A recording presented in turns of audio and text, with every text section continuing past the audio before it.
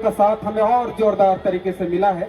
तो आप सभी का साथ के लिए आपको धन्यवाद देते हुए इस कार्यक्रम की मैं शुरुआत करना चाहता हूं। मैं कुलदीप तिर्की JCYA का केंद्रीय अध्यक्ष होकर के इस कार्यक्रम में पुनः आप तमाम साथियों का यहाँ पर इस कार्यक्रम में बहुत बहुत स्वागत करता हूँ। और इस कार्यक्रम की शुरुआत के लिए हमारे बीच उपस्थित है हमारे रांची प्रोविंस यीशु समाजी यूथ कोऑर्डिनेटर श्रद्धेय फादर रवि हमारे बीच में है। आपसे मैं आग्रह करता हूं कि आप मंच पर आ जाएं और छोटी सी प्रार्थना के साथ इस कार्यक्रम में हम आगे बढ़ेंगे। तो हम एक बार तालीम के साथ स्वागत करते हैं। हमारे बीच फादर रवि भूषण खेस हैं। मैं आपसे आग्रह करता हूं एक छोटी सी प्रार्थना के साथ हम इस कार्यक्रम की शुरुआत करेंगे। धन्यवाद कुलदीप भाई। हम जहां भी हैं कुछ देर शांत रहें और इस पुनीत अवसर पर प्रभु यीशु ख्रिस्त के नाम पर जब हम जमा हुए हैं, पूरे संसार के साथ मिलकर के हम बालक यीशु की आने की खुशी मना रहे हैं। हम अपनी आंखें बंद करेंगे।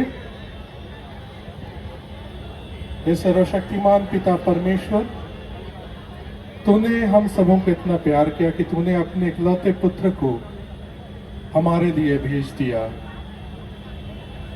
और प्रभु यीशु ख्रिस्त हमारे बीच हम सबों का उद्धार करने के लिए आ गए हैं, आने वाले हैं।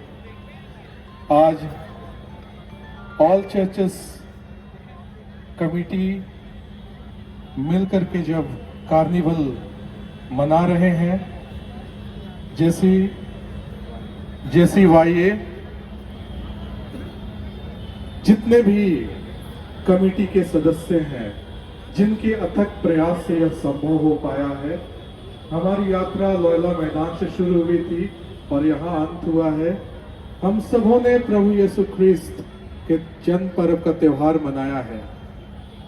हम इस पल के लिए धन्यवाद देते हैं जब अब हमारा कार्यक्रम अंतिम चरण में है। प्रभु तू हम सबों को आशीषित कर, ताकि जब हम इस कार्यक्रम के बाद अपने घर जाते हैं तो हम सुरक्षित अपने गंतव्य स्थानों तक पहुंच सकें। हम यह प्रार्थना करते हैं तुम्हारे पवित्र नाम से।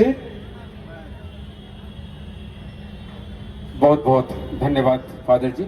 अब मैं सीधे आगे बढ़ते हुए क्रिसमस संदेश के लिए हमारे बीच उपस्थित हमारे रांची महाधर्म प्रांत के यूथ डायरेक्टर श्रद्धेय फादर दीपक किंडो, आपसे आग्रह करता हूं कि आप मंच पर आ जाएं और क्रिसमस संदेश के द्वारा हमें उत्साहित करेंगे। पुनः एक बार आपसे आग्रह करता हूं कि जोरदार ताली बजा दे ताकि ठंड भी दूर चली जाए। और इसी के साथ मैं स्वागत करता हूं हमारे बीच रांची महाधर्म प्रांत के यूथ डायरेक्टर श्रद्धेय फादर दीपक किंडो जी का। धन्यवाद भाई कुलदीप तिर्की जी। पूरब दिशा में उग गया था झाड़ू तारा, झूम गया था जगत सारा। बेथलेहम के उस गौशाले में वो नन्हा बालक आया जिसने पूरी दुनिया में प्रेम, शांति और खुशियों का संदेश फैलाया। आप सबों को झारखंडी जोहार। यहां पर उपस्थित अति सामान्य विशिष्ट अतिथिगण, सभी धर्म गुरुगण, धर्म बहनें, मेरे प्यारे युवा साथियों और रांची के निवासियों, आप सबों को जय यीशु, यीशु सहाय, यीशु बढ़ाई और एक बार जोहार। मुझे बहुत खुशी है कि हम लोग लोला मैदान से यहाँ होते हुए यहाँ तक पहुँच पाए, नाचते हुए, गाते हुए। और मैं सर्वप्रथम JCYA कमेटी को बधाई देना चाहूँगा, जिन्होंने हमें ये मंच दिया एक साथ आने के लिए, एक साथ क्रिसमस का पर्व मनाने के लिए। उन चरवाहों के समान जिन्हें संदेश दिया गया था जब वो रात को पहरा दे रहे थे कि आपके लिए बेथलेहम के गौशाले में एक उद्धारकर्ता का जन्म हुआ है। वो चरवाहे नाचते हुए झूमते हुए उस ठंडी रात में उस गौशाले के पास पहुंचते हैं और वहां पर उस बालक यीशु को नमन करते हैं।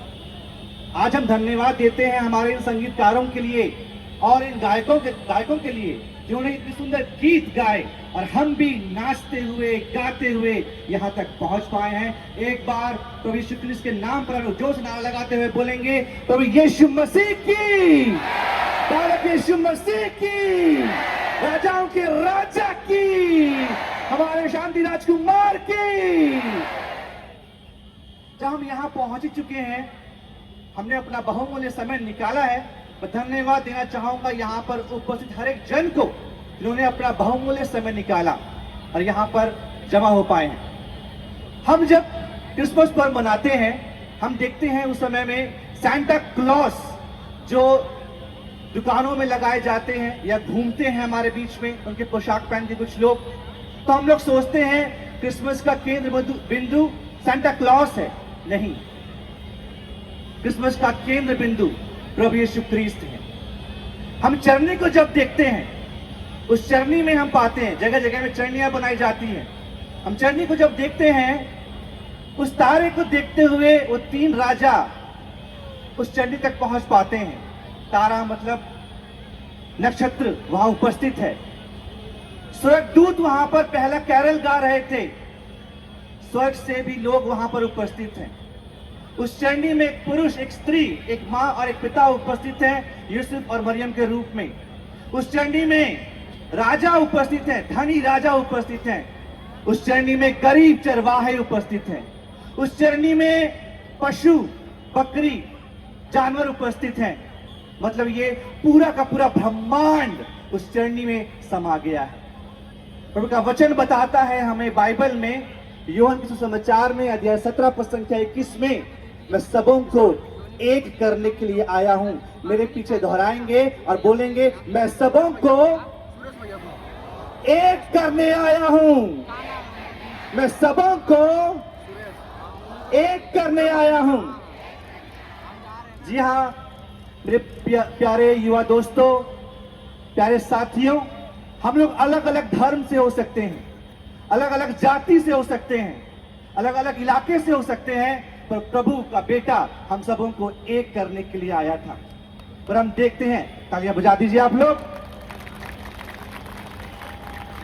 जी हाँ, प्रभु का बेटा हम सबों को एक करने के लिए आया था। पर हम हमारे समाज में देखते हैं कि लोग हमारे बीच में विभाजन लेके आ रहे हैं। धर्म के नाम पे लोग हमें बांटते हैं, जाति के नाम पर लोग हमें बांटते हैं। एक होने का मतलब या एकता रहने का मतलब ये नहीं कि हम एक धर्म के हो जाएंगे या एक जाति के हो जाएंगे। मैं एकता को ही 3 बिंदुओं में आप लोगों को समझाना चाहूंगा। एकता का मतलब है कि हम नफरत के बदले प्रेम को चुनते हैं। मेरे पीछे बोलेंगे, हम नफरत के बदले हम प्रेम को चुनते हैं। हम देख रहे हैं हमारे समाज में, सोशल मीडिया में बहुत सारे लोग समाज में नफरत फैला रहे हैं। और प्रभु का वचन हमें बताता है, यूहन्ना के सुसमाचार में अध्याय 3 पद संख्या 16 में, ईश्वर ने संसार को इतना प्यार किया कि उसने उसके लिए अपने एक लौते पुत्र को दे दिया। अपने एक लौते पुत्र को दे दिया। प्रेम का मतलब ही है दूसरों को देना। परमेश्वर ने स्वयं इसे पहल की, अपने पुत्र को दे दिया। और हम भी अगर दूसरों से प्रेम करते हैं तो जरूरतमंदों को कुछ दें, अपने प्रेम करने वाले लोगों को, अपने परिवार वालों को समय दें। दूसरा, अगर हम एकता में रहना चाहते हैं तो हम ईगो के बदले विनम्रता को चुने। मेरे पीछे बोलेंगे, हम ईगो के बदले विनम्रता को चुने। हम देख रहे हैं हमारे समाज में बहुत लोग अहंकार से भरे हुए हैं कि मैं ही सही हूं, कि मैं जो कर रहा हूं वही सही है। लोग विनम्र होना नहीं चाहते हैं। प्रभु यीशु क्रिस्त ईश्वर का बेटा होने के बावजूद उसने चरनी में जन्म लेना स्वीकार किया। उसने अपने आप को इतना विनम्र बना दिया। विनम्रता का मतलब ये नहीं है कि हम झुक जा रहे हैं। विनम्रता का मतलब ये है कि हम विश्वास करते हैं उस ईश्वर में, हम विश्वास करते हैं न्यायालय में, हम विश्वास करते हैं सत्य में, हम विश्वास करते हैं हमारे रिश्तों में, और इसलिए हम झुकना स्वीकार करते हैं। अगर हम एकता में रहना चाहते हैं तो हम लड़ाई झगड़े के बदले क्षमा करना स्वीकार करते हैं। मेरे पीछे बोलेंगे, हम लड़ाई झगड़े के बदले क्षमा करना स्वीकार करते हैं। जी हाँ प्रिय भाई और बहनों, हम देख रहे हैं हमारे समाज में कि बहुत प्रकार के झगड़े हो रहे हैं, कलेश हो रहे हैं, मनमुटाव हो रहे हैं, क्योंकि हम सब अलग अलग हैं। हमारे धर्म अलग हो सकते हैं, हमारी जाति अलग हो सकती हैं, पर अगर हमें एक साथ समाज में रहना है, क्षमा करते हुए रहना है। और यही परमेश्वर ने किया कि उसने अपने बेटे को इस दुनिया में भेजा कि हमारे लिए क्षमा प्राप्त कर पाए। मैं लास्ट सप्ताह इंस्टाग्राम में एक पोस्ट देखा था, और उस पोस्ट में मैंने देखा एक कपल, पति का नाम है ओटू कटायामा और पत्नी का नाम था योमी, जिन्होंने 20 साल से बात नहीं किया।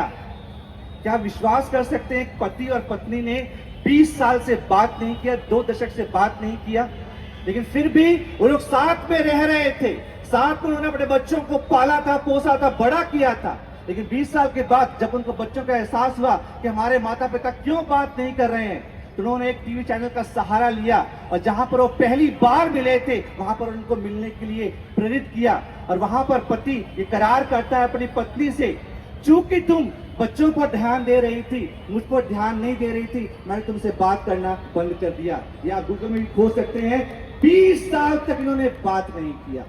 20 साल तक एक छोटी सी गलती शायद उनसे हो गई, वो कोई चूक नहीं थी, एक मिसअंडरस्टैंडिंग हो गया था। हम भी देखते हैं हमारे घर परिवार में कभी कभी होता है कि कलेश हो जाता है, मनमुटाव हो जाता है, हम बात करना बंद कर